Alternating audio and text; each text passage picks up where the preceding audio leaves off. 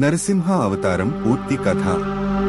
భగవంతుడు విష్ణువు లోకరక్షణ కోసం దశావతారాలు స్వీకరించగా వాటిలో 4వది నరసింహ అవతారం. ఈ అవతారం ప్రత్యేకం ఎందుకంటే ఇందులో మనిషి శరీరము, సింహముఖము కలిసి ఒక అద్భుత రూపాన్ని సృష్టించాయి. ఈ రూపం వెనుక ఉన్న కథ భక్తి, ధర్మం, సత్యం ఎల్లప్పుడూ గెలుస్తాయనే సందేశాన్ని అందిస్తుంది. హిరణ్యకశిపుని అహంకారం.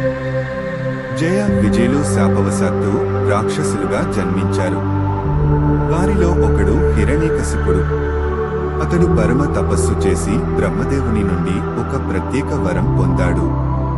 తన మరణం ఎప్పటికీ జరగకూడదని ఆకాంక్షించి ఇలా కోరాడు: మనిషి చేతగాని జంతువు చేతగాని చావకూడదు, పగలు గాని రాత్రి గాని చంపబడకూడదు, ఇంటి లోపల గాని బయట గాని చంపకూడదు, భూమి మీద గాని ఆకాశంలో గాని చంపకూడదు, ఎలాంటి ఆయుధంతోనూ చంపకూడదు. ఈ వరం పొందిన తరువాత అతడు లోకమంతా జయించి రాజుగా మారాడు. తనకు వ్యతిరేకంగా ఎవరూ లేరని గర్వించి విష్ణుని భక్తిని నిషేధించాడు. నన్నే దేవుడిగా పూజించాలి అని ఆజ్ఞాపించాడు. భక్త ప్రహ్లాదుడు. హిరణ్యకశిపుని భార్య కయాధుకు జన్మించిన ప్రహ్లాదుడు చిన్నప్పటి నుంచే మహావిష్ణు భక్తుడు. గురువుల వద్ద చదువుకున్నా కూడా, ఇతర పిల్లలతో ఆడుకున్నా కూడా ఓం నారాయణాయ నమః అని జపించేవాడు. అతని హృదయం విష్ణు భక్తితో నిండిపోయింది. హిరణ్యకశిపుడు తన కుమారుడు తన మాట వినకుండా విష్ణుని స్మరించడం చూసి ఆగ్రహించాడు. అనేక సార్లు ప్రహ్లాదుని చంపించేందుకు ప్రయత్నించాడు. విషసర్పాలను పంపించాడు. కొండ శిఖరాలపై నుండి పడేశాడు. అగ్నిలో వేశాడు. ఏనుగులతో తొక్కించాడు. విషం ఇచ్చాడు. కాని ప్రతిసారి విష్ణువు తన భక్తుని రక్షించాడు. చిన్నవాడైన ప్రహ్లాదుడు ధైర్యంగా విష్ణువు ఎక్కడ లేడండి, ఎల్లప్పుడూ నన్ను కాపాడుతాడు అని చెప్పేవాడు. స్తంభం నుండి అవతరించిన నరసింహుడు.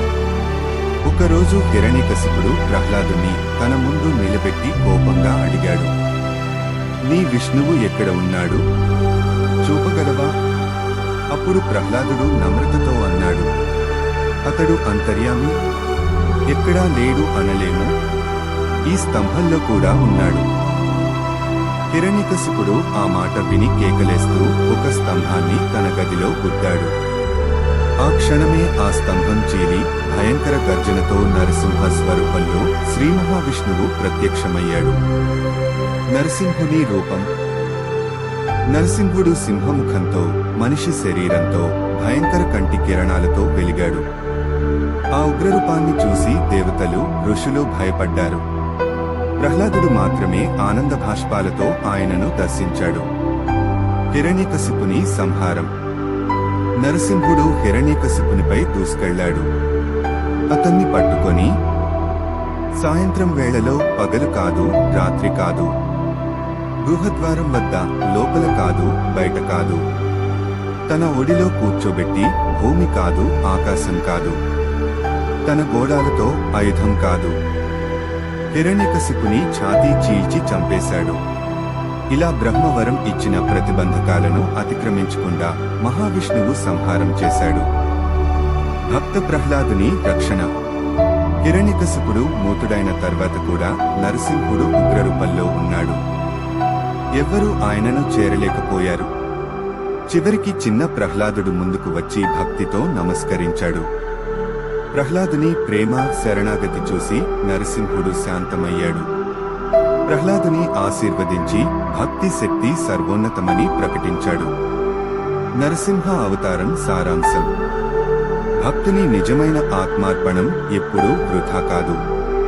అహంకారం ఎప్పటికీ నాశనం అవుతుంది. సత్యం, ధర్మం, భక్తి ఎల్లప్పుడూ విజయం సాధిస్తాయి.